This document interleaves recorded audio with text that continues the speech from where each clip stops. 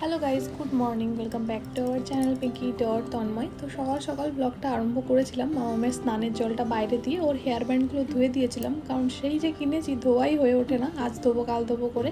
তারপর তোমার দাদাভাই গেছিলো বাজারে, দিয়ে মাছ চিকেন সব একবারে নিয়ে এসছে। কালকে যদিও আমরা চিকেন খেয়েছিলাম, তবে ও যেহেতু আজকে সানডে ওই জন্য নিয়ে এসছে। আর ফ্রিজে ছিল কাতলা মাছ, তো মা বললো আগে কাতলা মাছটাই রান্না করে নিই। তো এখানে যে গাঠি কচু রান্না হচ্ছে, কারণ গাঠি কচু তোমার দাদাভাইয়ের যে কী প্রিয়, মানে ওকে যদি রেগুলার দেওয়া হয় না গাঠি কচু, ও রেগুলার খাবে, মাছ দিয়ে মাছ ছাড়া সব পাবে। আর এদিকে রান্না হচ্ছিলো স্বর্ণার মাছের ঝোল, ফুলকপি আলু দিয়ে শিঙি মাছের ঝোল।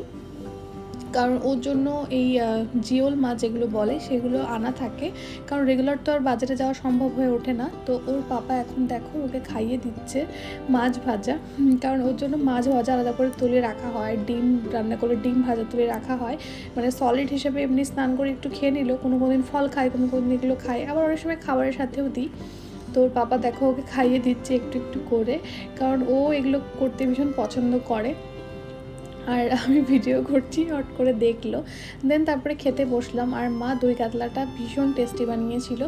দিয়ে দেখো মামাম এখন মিমির কাছে আদর খাচ্ছে, এরকম কোলের ওপর যেয়ে যে না শুয়ে পড়বে, মানে ও সেদে সেদে ভালোবাসা পায় লোকের কাছ থেকে, মানে কেউ যদি ওকে অ্যাটেনশন না দেয় তো ও অ্যাটেনশন নিয়েই ছাড়বে। দেখতেই পারছো বাইরেটা কি সুন্দর রোদ। আর দিদি তখন রান্না করছিল চিকেন, কারণ সকালবেলা মাছ দিয়ে সবার খাওয়া হয়ে গেছে, আর চিকেন আর ইলিশ মাছটা দুপুরে খাওয়া হবে, ওই জন্য ইলিশ মাছটা আমি রান্না করেছি। কারণ তোমাদের দাদাভাই আমার হাতের ইলিশ মাছের তেল চারটা ভীষণ ভালো খায়, শুধু তোমাদের দাদাভাই বলে নয়, আমাদের বাড়ির প্রত্যেককেই আমার হাতের ইলিশ মাছটা ভালো খায়। তো দেখতেই পারছো আমাদের বাড়ির সামনে না কিছুদিন ধরে এত বড় একটা গুয়ে সাপ আসছে, এখন তো দেখাই যায় না, তো আগে প্রচুর দেখা যেত। তো দিদি রান্না বসে গেছিলো স্নান করতে, তাই দিদির জন্য আমি একটু হেল্প করে দিলাম। আর এখানে আমার মাছ রান্নাটা কমপ্লিট হয়েও গেছে, দেখতেই পারছো।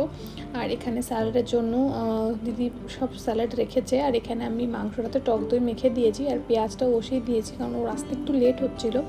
আর বাইরেটাতে দেখো এত সুন্দর পাখিরা খেলা করছিল না, মানে আমি ক্যামেরাটা ফোকাস করে দেখানোর চেষ্টা করছিলাম, কারণ এত জোরে জোরে আওয়াজ করছিল পাখিগুলো। এই পাখিগুলো জানি না কি পাখি বলে, কিন্তু কেমন ধূসর কালারের। ছোটোবেলায় আমি আর দিদি না এই পাখিগুলো দেখে ভীষণ ভয় পেতাম, বলতাম এই পাখিগুলো ভূত না তো, আমরা নিজেরা বলতাম, কারণ চোখগুলো এত ভয়ানক ছিল। তো দেখো তোমাদের যেটা বলছিলাম, তোমরা খেয়াল করতে পারছো কিনা জানি না, একটু ক্লোজ করে দেখাবো তোমাদের। এই দেখো গুয়ে সাপটা কত বড়, পুরো কুমিরের মতন দেখতে। আগে ছোটোবেলায় যখন দেখতাম কি ভয় পেতাম, আর এখন ভিডিও করতে নিয়ে গেছি যাতে তোমাদের দেখাতে পারি। আর ও শুধু পালিয়ে যায় সামনে আসলে, আর আমাদের উঠান দিয়ে ঘুরে বেড়ায়। আর আমরা কি করে বুঝি জানো, একটা কুকুর প্রত্যেকদিন আমাদের বাড়ির সামনে বসে থাকে, আর যখনই ওই সাপটা বেরোয় না তখন জোরে জোরে চিৎকার করে, আর আমরা তখন বাইরে বেরিয়ে দেখি হ্যাঁ আমরা ঠিকই ধরেছি, ওই সাপটা যখন আসে তখন ওরকম চিৎকার করে। এই দেখো এই কুকুরটা সবসময় থাকে, আর একে দেখে তো স্বর্ণা ভীষণ খুশি হয়ে যায়, ও যে কোনো পশু পাখি দেখলেই ভীষণ হ্যাপি হয়ে যায়। আর এই কুকুরটা দেখতেও কিন্তু ভীষণ কিউট।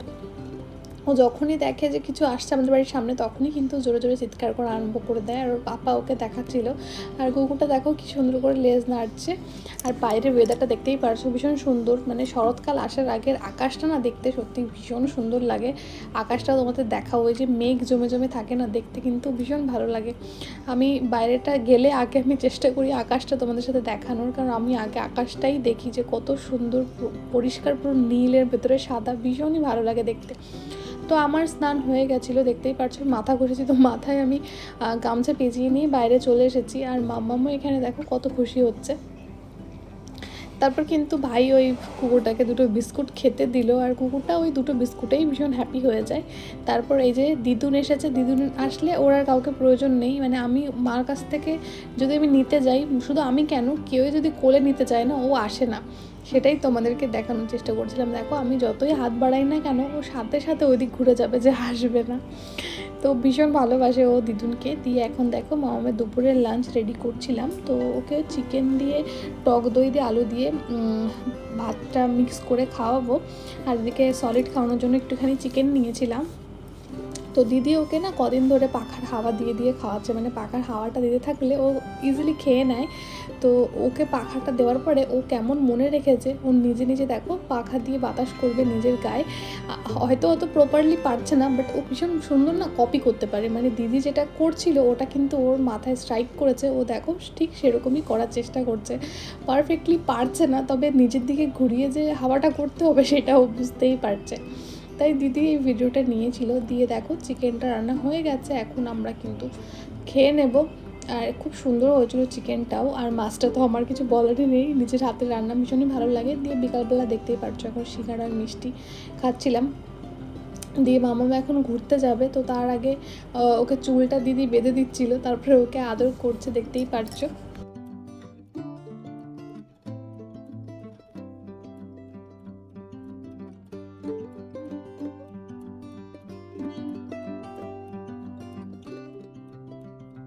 তো এখন এই যে ও রেডি হয়ে বেরিয়েও পড়েছে দিদুনের সাথে ঘুরতে যাবে বলে। আর জামাটাও ওকে চেঞ্জ করে দিয়েছি, কারণ বাইরে তো অনেকটা গরম, ফুল স্লিভ জামা পরে না যাওয়াই ভালো। ঘরে যেহেতু এসি চলে তাই ওকে একটু চেষ্টা করি বড় হাতা জামা পরানোর বা সবসময় জামা পরিয়ে রাখার। আর বাইরে বেরোনোর পরে মানে ঠেলতে থাকবে দিদুনকে যে ওই দিকটাতে চলো, ওই দিকে না চলে আসে। আমি বলছি একটু এসো আমার কাছে, আমার হাত ধরে দেখো, বলছে না না, মানে হাত দিয়ে সুন্দর করে বোঝায়। আর ও জানে যে আমাকে বাইরে যদি নিয়ে যাওয়ার মতন কেউ থাকে তো শুধুমাত্র আমার দিদুন, আর কেউ নিয়ে যাবে না। তো অনেকক্ষণ ঘুরে আসার পরে এখন ক্লান্ত, তো শুয়ে পড়েছে। আর আমি ভাবলাম এই সুযোগে ওর নখটা কেটে দিই। তো চুপচাপই থাকে যখন নখটা কেটে দেওয়া হয় ওর, বেসিক্যালি মাই ওকে কেটে দেয় ব্লেড দিয়ে, বাট আমি তো ব্লেড দিয়ে কাটতে পারি না, তো আমি নেল কাটারটা দিয়ে কেটে থাকি সাধারণত। আর ও দেখতেই পারছো কি সুন্দর করে দেখছে। তো এটা ও না হওয়ার আগে আমার কেনা ছিল, লুপ ল্যাব থেকে নেওয়া ছিল নেল কাটারে পুরো গ্রুমিং সেটটা। তো দেখতেই পারছো মামাম কিন্তু ভীষণ হেল্পও করছে আমাকে নখটা কাটতে। দিয়ে এই যে বিকালবেলায় মা এখন ভাবছে হচ্ছে নান পরোটা। মা কিন্তু ভীষণ সুন্দর নান পরোটা করে, পুরো রেস্টুরেন্টের মতন বলতে পারো, বিয়েবাড়ির মতন বলতে পারো, তবে ভীষণ সুন্দর হয়।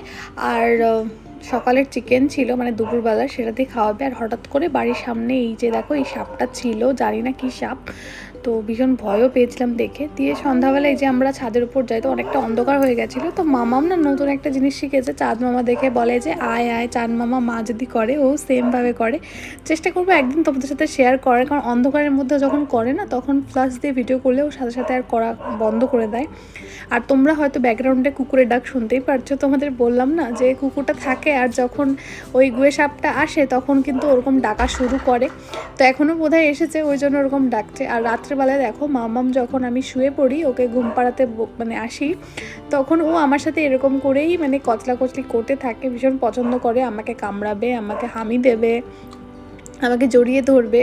আর ও তো বুঝতে পারছে না যে আমি ভিডিও নিচ্ছি, দেখো আমার চুল ধরে টানাটানি করবে, বাট ভীষণই ভালো লাগে। কারণ দেখো এই লাইফটা তো আমার নতুন, আগে তো 4-5 বছর এরকম ছিল না, তো ভীষণই আমার ভালো লাগে বলতে পারো। তো তারপরে দেখো পরের দিন সকালবেলায় তোমাদের দাদা ভাই তো চলে যাবে, কারণ ওর অফিস আছে। তো একবারে ও সোমবারে এখান থেকে অফিসটা গিয়ে ধরে, তো সকালে ওই যে এখন বেরিয়ে যাচ্ছে। আর ও যখন চলে যায় তখন ওর মনটা যে কতটা খারাপ লাগে সেটা ওর মুখটা দেখলেই বোঝা যায়, কারণ মেনলি তো মেয়ের জন্য অবশ্যই এখন মামামকে ঘিরেই পুরো জীবনটা আমাদের। তো ওর পাপা যাওয়ার সময় বারবার করে মেয়েকে দেখে আর আদর করে, তাই ভাবলাম আজকে তোমাদের সাথে একটু শেয়ার করি।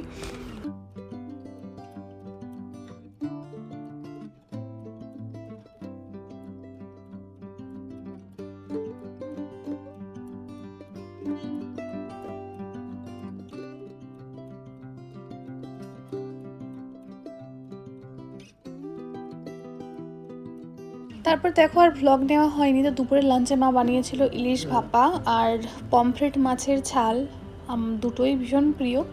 আর মামামের জন্য করা হয়েছিল পমফ্রেট মাছ, কারণ ওর পাপা যখনই মাছ নিয়ে আসে বা ওর দিদুন প্রথমেই কিন্তু ওর জন্য তুলে রাখে। তো মা খুব সুন্দর সব রকম সবজি দিয়ে কিন্তু ওর জন্য মাছের ঝোলটা বানিয়েছিল, আর ও ভীষণ ভালো খেয়েছে, একদম জিরে ফোড়ন দিয়ে লবণ ছাড়া, তবে ভীষণ টেস্টি হয়, কারণ মা জিরেটা ভেজে গুঁড়ো করে দেয়, তো খুব সুন্দর ফ্রেগরেন্সটা বেরোয়। তারপর কালকে যেহেতু রাধাষ্টমী, ভাবলাম মামামের একটু ফটোশ্যুট করব, তো আলতা পরাচ্ছিল মা ওকে, যদিও পাটার না ছবি তোলাই হয়নি, কারণ ওকে যেভাবে কস্টিউমটা পরানো হয়েছিল তাতে ওর পাটা দেখাই যাচ্ছিল না। তবে যখন ওকে আলতা পরাচ্ছিল তখন দেখো কিভাবে চুপচাপ দেখছিল আর নিচু হয়ে বারবার বোঝার চেষ্টা করছিল যে ওর পায়ে লাল লাল কি একটা লাগিয়ে দিচ্ছে দিদুন। তো অন্য বাচ্চাদেরকে ছবি তুলতে অতটা ডিফিকাল্টি আসে, মামামের ছবি তুলতে গেলে অতটা ডিফিকাল্টি হয় না, যদিও ওর কপালের যে কলকাটা করতে হচ্ছিল তখন ও একটু বিরক্ত করছিল, কারণ ওর ঘুমের টাইম হয়ে এসেছিলো, আমরা ওকে ঘুমোতে দিচ্ছিলাম না, তাই এটা ওটা দিয়ে ভোলানোর চেষ্টা করছিলাম। আর অলমোস্ট ওর কপালের কলকাটা হয়ে গেছে, দিদিই পুরোটা করেছে। তো ও ফিট করতে করতে ওকে কলকাটা পুরো করিয়ে দেওয়া হয়েছে, ভীষণ সুন্দর হয়েছিল। আসলে দিদি সত্যিই ভীষণ এই কাজগুলো খুব সুন্দর করতে পারে, সাজানো বলো, মেহেন্দি পরানো বলো, সেটা তো তোমরা আমার ব্লগে দেখেছই। আর ওর কস্টিউম বলতে দিদির একটা ব্লাউজ আর একটা ওড়না দিয়ে কিন্তু ওর পুরো এই রাধা লুকটা দেওয়া, আর ফুল নিয়ে এসেছিলো ভাই। তো এই দেখো এই সাপটা আসে রেগুলার, এই আমাদের উঠোন দিয়ে ঘুরে বেড়াবে, আর এই কুকুরটা তার পেছন পেছন দৌড়াবে। তোমাদের তো দেখানোর সুযোগ হয় না, তো ভাবলাম আজকে তোমাদের সাথে শেয়ার করি। দেখো কার না ভয় লাগে যদি এরকমভাবে দিন দাহাড়ে ঘুরে বেড়ায় এত বড় একটা গুয়ে সাপ। আর ভীষণ তো আজীব দেখতে, সচরাচর যেহেতু দেখা যায় না, তো দেখি একটু অদ্ভুতই লাগে। তারপরে দেখো আমাদের দুজনেরই পা একটু ভ্লগে নিয়েছিলাম, কারণ কত সুন্দর লাগছে ছোট্ট একটা পা আমার মাম্মামের। আর রাত্রেবেলায় দেখো ভাইয়ের আবদারে মা বানালো চিকেন চাউমিন, আর দিদি গেছিলো বাজারে। তো দিদি আবার ওদিক থেকে জানতো না যে মা চিকেন চাউমিন বানাচ্ছে, তো ও মোমো খেয়েছে, প্লাস আমাদের জন্য আবার মোমো নিয়ে এসেছে। তো সবাই মিলে সেটাই খেলাম। আর মোমো টোমো না খেতে এখন একদম ভালো লাগে না, কারণ যে কোনো জিনিস অতিরিক্ত খেয়ে ফেললে আমি জানি না কেন তার প্রতি আর কোনো মানে ভালো লাগা আমার আর থাকে না, তাই জন্য ভালোও লাগে না। তো চলো আজকে ব্লগটা এই অবধি, দেখা হবে নেক্সট ভিডিওতে। সবাই খুব ভালো থেকো, সুস্থ থেকো, টাটা সবাইকে।